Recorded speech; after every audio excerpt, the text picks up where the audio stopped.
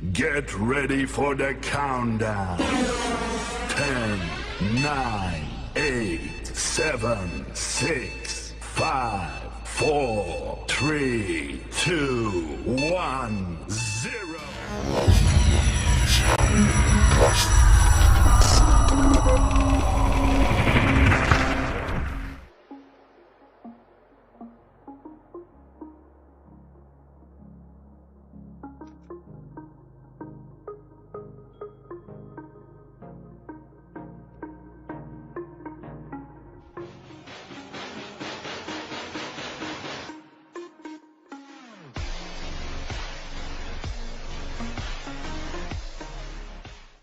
Assalamualaikum warahmatullahi wabarakatuh. Perkenalkan, nama saya Muhammad Taufikul Husain, NIM 1804-2018, Fakultas Ekonomi, Prodi Manajemen, semester 6 sore, Universitas Islam Darul Ulum Lamongan.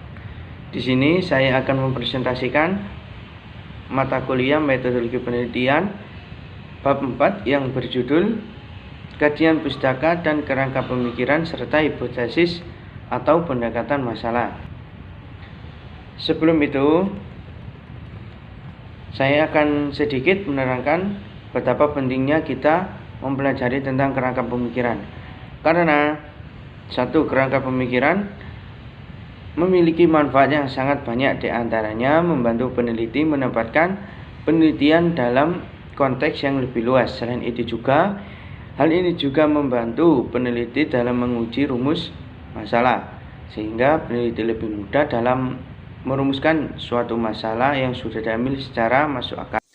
Langsung saja kita menuju materi yang akan saya presentasikan. Pada bagian ini ada 3 sub bagian, yaitu yang pertama ada kajian pustaka, dan yang kedua ada kerangka pemikiran atau pendekatan masalah, dan yang ketiga ada perumusan hipotesis.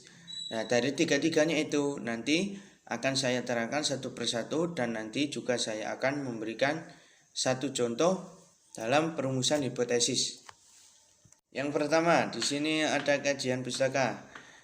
Kajian pustaka tersebut berdasarkan beberapa pendapat yang dapat saya simpulkan bahwa kajian pustaka adalah suatu kegiatan penelitian yang bertujuan melakukan kajian secara sungguh-sungguh.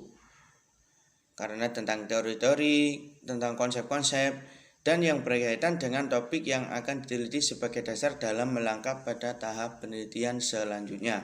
Jadi, dalam penelitian kajian pustaka harus sesuai dengan apa yang akan diteliti. Selanjutnya, ada kerangka pemikiran atau pendekatan suatu masalah. Kerangka pemikiran adalah suatu diagram yang menjelaskan secara garis besar atau alur logika berjalannya suatu penelitian, seperti namanya yang bineka ragam. Bentuk diagram kerangka pemikiran juga bervariasi, seperti di bawah dari keterangan kerangka pemikiran ini. Yang pertama adalah latar belakang atau profesional, bawahnya lagi budaya kerja, selanjutnya motif berprestasi, dan yang terakhir ada kinerja. Jadi tahap-tahap atau diagram seperti yang saya gambarkan di samping ini adalah suatu bentuk kerangka pemikiran yang harus dimasukkan dalam suatu penelitian, dan semua itu juga sangat berpengaruh kepada kinerja ya. Selanjutnya ada perumusan hipotesis. Nah, di sini saya akan menerangkan tentang perumusan hipotesis. Hipotesis sendiri merupakan jawaban sementara terhadap masalah penelitian. Hipotesis menurunkan dari kerangka pemikiran yang memuat teori-teori, dalil-dalil, hukum-hukum, dan penemuan-penemuan terdahulu yang harus diuji secara empirik. Jadi, empirik tersendiri merupakan suatu keadaan yang berdasarkan pada peristiwa atau kejadian nyata yang pernah dialami serta didapat dengan melalui penelitian, pengamatan, ataupun juga eksperimen yang pernah dilakukan. Jadi, empirik itu suatu hal yang nyata dan tidak bisa dibantahkan. Selanjutnya ada fungsi hipotesis. Fungsi hipotesis merupakan elemen penting dalam penelitian ilmiah, khususnya penelitian kuantitatif.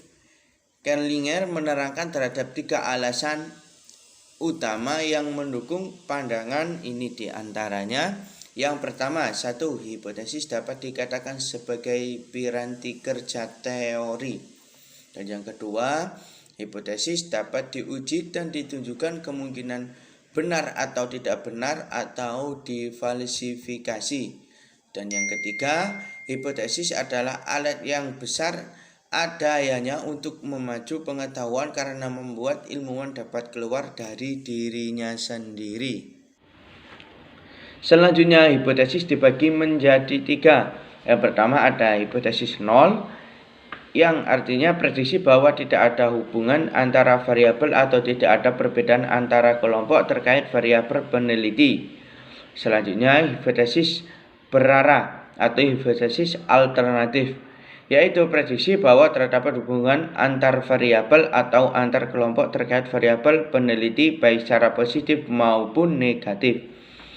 Selanjutnya, yang terakhir, hipotesis tidak berarah atau prediksi bahwa ada hubungan namun tidak merupakan secara spesifik hubungan antar variabel atau antar kelompok terkait variabel peneliti. Nah, di sini saya akan mencontohkan tentang hipotesis. Dalam penelitian perbedaan tingkat resiliensi antara mahasiswa yang bekerja dan tidak bekerja, peneliti mengajukan pertanyaan penelitian dan hipotesis sebagai berikut. Ya, seperti yang di samping.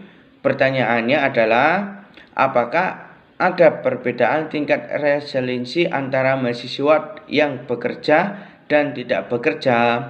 Nah, hipotesis dari penelitian tersebut adalah mahasiswa yang bekerja memiliki resiliensi yang lebih tinggi daripada mahasiswa yang tidak bekerja. Jadi itu tadi contoh dari hipotesis. Nah, seperti keterangan di atas, hipotesis adalah jawaban sementara dari sebuah penelitian. Sekian, terima kasih presentasi dari saya tentang perumusan hipotesis dan kajian pustaka serta kerangka pemikiran. Apabila ada kurang kata atau salah kata yang saya ucapkan tadi, saya mohon maaf. Jadi, apabila ada yang berkenan bertanya, silakan chat atau komentar di bawah ini. Allahumma fiq ila aqwamit thariq. Wassalamualaikum warahmatullahi wabarakatuh.